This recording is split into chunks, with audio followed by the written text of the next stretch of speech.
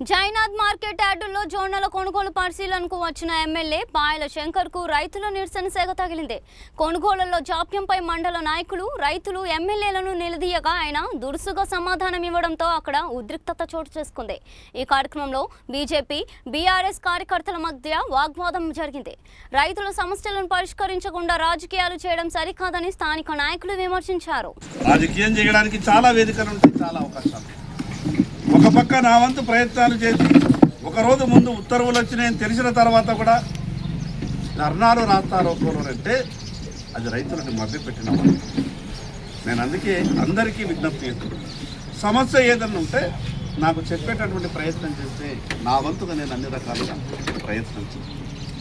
ఈ శనగ పంటకు నేను పూర్తి ప్రయత్నం చేస్తున్నా. రేపు క్యాబినెట్లో గౌరవ మంత్రి గారికి రిక్వెస్ట్ చేసిన, మీరు ఎట్టి పరిస్థితుల్లో రాష్ట్ర ప్రభుత్వ కోటా నుంచి అప్రూవల్ తీసుకోండి అని చెప్పిన, కనీసం నా ఆదిలాబాద్కు సంబంధించిన శనగ పంట కనీసం కొనే ప్రయత్నం చేయండి అని చెప్పిన. మంత్రి గారు సానుకూలంగా స్పందించారు. మిగతా అధికారులు కూడా మాట్లాడిండ్రు, అధికారులు కూడా సానుకూలంగా స్పందించారు. ఒక పక్క కేంద్ర ప్రభుత్వం నుంచి కూడా ఇంకా కోట అదనంగా కావాలని ప్రయత్నం చేస్తున్నా, మరోపక్క రాష్ట్ర ప్రభుత్వం నుంచి కూడా కొనుగోలు చేయించాలని ప్రయత్నం చేస్తున్నా. మిగతా వాళ్ళు మాట్లాడినట్టు నేను కూడా మాట్లాడాను, కానీ నా దృష్టిలో సమస్య పరిష్కారం కాదు. నేను నలుగురికి ఫోటోలు వచ్చే విధంగా, వీడియోలు వచ్చే విధంగా, నలుగురి దృష్టి ఆకర్షించే విధంగా నా యాక్టివిటీ ఉంటే వేలాది మంది రైతులకు రేపు అన్యాయం. కాబట్టి నేను బాధ్యతగా వ్యవహరించే ప్రయత్నం చేస్తాను. నాకు ఇచ్చినటువంటి అవకాశాన్ని నలుగురి మంచి కొరకు ఉపయోగించేటటువంటి ప్రయత్నం చేస్తాను. ఈరోజు కూడా జిల్లా అధికారులను నలుగురిని మహారాష్ట్రకు పంపడం జరిగింది.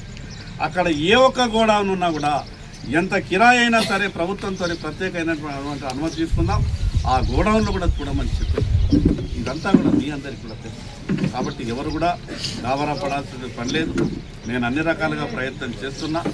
ప్రత్యేకంగా రైతులకు మరొక విజ్ఞప్తి, మక్కలు ఎవరైతే దగ్గరనైతే ఉన్నాయో వాటిని తొందరగా మార్కెట్ తీసుకొచ్చి అమ్ముకునే ప్రయత్నం చేయాలి. ఎందుకంటే కోట అయిపోయిన తర్వాత మళ్ళీ మా దగ్గర మిగిలి ఉండే మళ్ళీ మీరు ఓపెన్ చేయాలంటే కొంత ఇబ్బంది అవుతుంది. మక్కలు ఆ కొనుగోలు కంప్లీట్ అయిపోతే, ఎందుకంటే ఉన్నటువంటి మార్కెట్ యార్డ్లో ఒక పక్క మక్కల్ని కొనాలా, మరో పక్క జొన్నల్ని కొనాలా, ఇంకో పక్క శనగలకు పర్మిషన్ వస్తే శనగల్ని కొనాలి. ఆ ఉన్నటువంటి స్థలం సరిపోదు. ఆ ఉన్నటువంటి 1-2 షెడ్లు ఈ 3 పంటలని వేలాది మంది రైతులు వచ్చి అక్కడ పంటలు ధాన్యం పోసిన తర్వాత ఒక గందరగోళమైనటువంటి పరిస్థితి ఏర్పడుతుంది. కాబట్టి ఈ మక్కలు ఎవరి దగ్గరనైతే ఉన్నదో అది తొందరగా 2-3 రోజుల రూపాయల సాధ్యమైనంత కాడికి మార్కెట్ తీసుకొని అమ్ముకునేటటువంటి ప్రయత్నం చేయండి. రేపటి నుంచి జైనాథ్ మార్కెట్లో ఈరోజు ప్రారంభించడం, రేపటి నుంచి జొన్నలు తీసుకురండి. రేపు లేదా ఎల్లుండి 2 రోజులలో ఏ సెంటర్లు ఓపెన్ చేస్తామనేది కూడా నేను అధికారికంగా అధికారులతో ప్రకటన విడుదల చేయించాను. కాబట్టి ఈ విషయాన్నంతా కూడా రైతులు అర్థం చేసుకొని రైతు సమస్యని నేను ఎప్పుడు కూడా అన్ని రకాలుగా ఏ అవకాశం దొరికినా దాన్ని ప్రయత్నం చేయడానికి, పూర్తి చేయడానికే ప్రయత్నం చేయాలి.